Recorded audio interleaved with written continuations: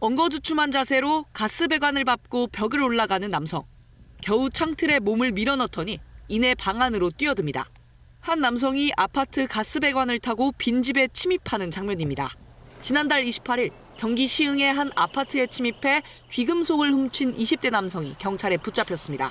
남성은 사람이 없는 틈을 타 1층 창문을 열고 침입했는데 퇴근하던 소방관이 이를 발견했습니다. 네, 주차를 하고 잠깐 핸드폰 보면서 쉬고 있으려고 하는데 계속 제 앞에 왔다 갔다 하는 게 뭔가 있어가지고 쓱 봤더니 그 사람이에요. 당시 비번으로 차에서 휴식을 취하고 있던 박용호 소방장은 곧바로 범행 장면을 촬영했고 남성이 집 안으로 들어가자마자 경찰에 신고했습니다. 남성은 400만 원 상당의 귀금속을 훔쳐 달아나려다 신고 5분 만에 현장에 도착한 경찰에 현행범으로 체포됐습니다. 저도 깜짝 놀랐어요. 하필 제가 그 차 댄 곳이 딱 그 창문 들어간 곳 바로 앞에 대고 있었고 운이 좋게 영상도 잘 찍어가지고. 남성은 경찰에 창문이 열려있는 집을 노리고 범행했다는 취지로 진술한 거로 알려졌습니다. 남성은 경찰 조사에서 비슷한 종류의 범죄를 저지른 적이 있는 점 등이 드러나 구속됐습니다. KBS 뉴스 여소연입니다. 학교구에도 아파트 있는데 거기 들어갔다가 털 데 없어갖고 우리 아파트 쪽으로 온 것 같아요. 건물 외벽에 딱 붙어 순식간에 가스 배관을 타고 올라갑니다. 운동 다녀오는 주민인 척 등에 맨 배드민턴 가방에는 범행 도구가 가득하죠. 또는 집 보러 온 사람처럼 부동산 중개인과 함께 빈집을 둘러보며 미리 범행 동선을 파악하기도 합니다. 오래 둘 때는 하여튼 자신이 집을 안내할 수 없으니까 부동산에 다 알려주는 그런 거 있죠. 비밀번호. 사방에 CCTV가 설치된 요즘 빈집털이가 웬 말인가 싶지만 명절만 되면 기승이죠. 감시 인력이 줄어들고 빈집은 늘어나기 때문입니다. 실제로 추석 빈집털이 절도는 700건대를 웃돌다 2023년 1000건을 넘어섰습니다. 빈집털이범들에게 표적이 되기 쉬운 집은 택배 상자가 가득 쌓인 집이라고 하죠. 연휴 땐 정기 배송이나 구독 서비스를 일시 중지하고 택배는 무인 보관함 등으로 받는 게 좋습니다. 집을 장시간 비울 땐 작은 불을 켜두고 도어락, 비밀번호도 바꿔주는 게 좋겠죠. 지자체들도 발빠르게 대응에 나서고 있습니다.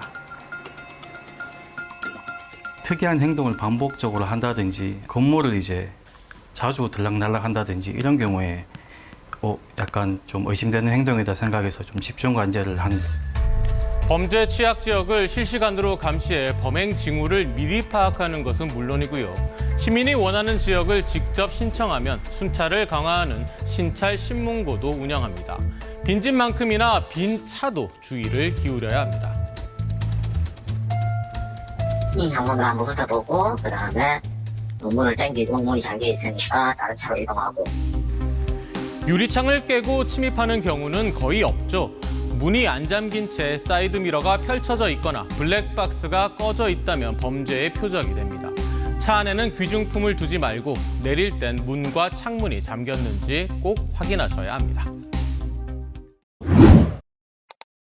지난 10일 새벽 어둠 속에서 한 남성이 가스 배관을 타고 아파트 외벽을 오릅니다.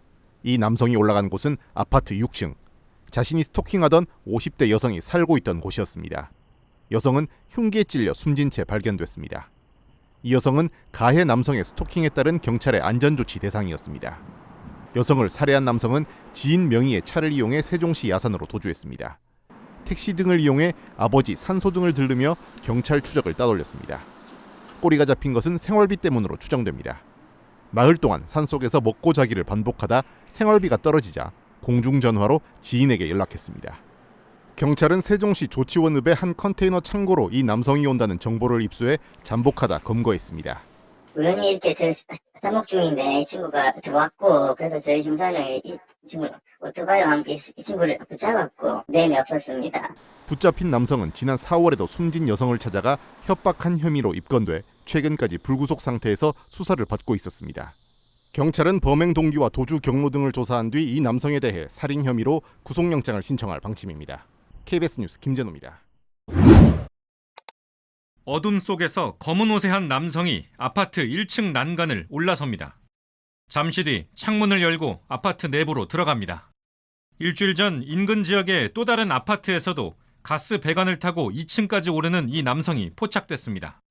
이 아파트에서 수백만 원 상당의 귀금속을 훔친 이 남성은 밖에서 기다렸던 또 다른 남성과 함께 주랭랑을 칩니다.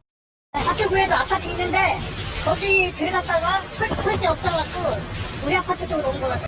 이들이 최근 2달 동안 전국에서 벌인 아파트 빈집 털이는 모두 19차례. 모두 5천여만 원 상당의 금품을 훔쳤습니다. 경찰 조사 결과 절도 등 관련 전과 팔범인 이들은 치밀하게 사전 범행 계획을 세운 것으로 드러났습니다. 이들은 이 아파트처럼 인적이 드문 이 시골의 외진 곳만을 범행 대상으로 삼았습니다. 밤에 불이 꺼진 범행 장소를 사전에 물색해 가스 배관 등 외부 침입 경로를 미리 파악했고 야간에 식별이 어려운 어두운 계통의 옷만 입었습니다. 또 CCTV에 찍히지 않기 위해 차량을 멀리 주차하고 범행에 무전기를 사용하기도 했습니다.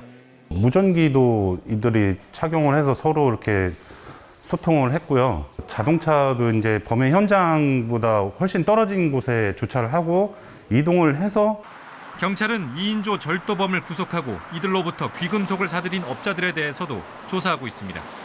KBS 뉴스 송국혜입니다. 늦은 밤 주택 배관을 타고 들어가 전 여자친구를 2차례 폭행한 혐의를 받는 24살 A씨. 범행 1시간 전 헤어지자고 했는데도 자꾸 따라온다라는 전 여자친구의 신고로 출동한 경찰로부터 스토킹 처벌 경고를 받은 상태였습니다. 경찰은 범행 현장에서 A씨를 현행범으로 체포했고 스토킹과 주거침입, 폭행 등의 혐의로 구속영장을 신청했습니다. 하지만 창원지법 진주지원은 A씨에 대한 구속영장을 기각했습니다. 도주와 증거 인멸 우려가 없고 범죄의 경중과 재범의 위험성 여부를 고려해도 구속의 필요성을 인정하기 어렵다는 게 이유입니다. 검찰청에서도 이게 영장이 기각되니까 자기들도 당황해가지고 지청장 오고 그 앉아서 붕괴를 했다서. 경찰 조사 결과 A씨는 2년 전 폭행 사건으로 벌금형 처분을 받은 것으로 확인됐습니다. 너무 어이가 없고 황당스럽습니다. 가해자는 다시 재범할 확률이 너무나 높음에도 불구하고 구속하지 않는다는 것은 지극히 가해자 입장에서 지금 판단하신 거라고 보입니다. 경찰은 보복 범죄가 우려되는 만큼 A씨에 대해 스토킹 혐의 피해자를 최대 한 달 동안 경찰서 유치장이나 구치소에 입감할 수 있는 잠정 조치 사호를 검찰에 오늘 추가 신청했습니다. 피해 여성은 억울함을 호소하는 탄원서까지 법원에 제출했습니다. 가해자인 저 사람은 거리를 헐보고 다니고 내는 주소를 옮겨야 되고 도망을 다녀야 되고 칼에 맞아 죽고 나면 그때서 법에서 내를 보호해줄 것이냐. 하지만 법원은 피해 여성을 보호하기 위한 잠정조치 사호마저 기각했습니다. 잠정조치 청구가 스토킹 범죄 피해자 보호를 위해 필요하다고 인정할 수 없다는 게 이유였습니다. 경찰은 피해 여성의 안전을 위해 A씨의 생활 동선에 따라 순찰을 강화하기로 했습니다. 여성이 느낄 두려움이라든지 위험성에 대해서는 특별히 고려하지 않고 좀 너무 원칙적으로 좀 아쉬움이 남습니다. 스토킹 처벌법이 시행된 지난해 10월부터 지난달까지 스토킹 범죄와 관련해 경찰이 구속영장을 신청한 건수는 모두 377건. 법원은 이 가운데 32.6%인 123건을 기각했습니다. KBS 뉴스 이형관입니다.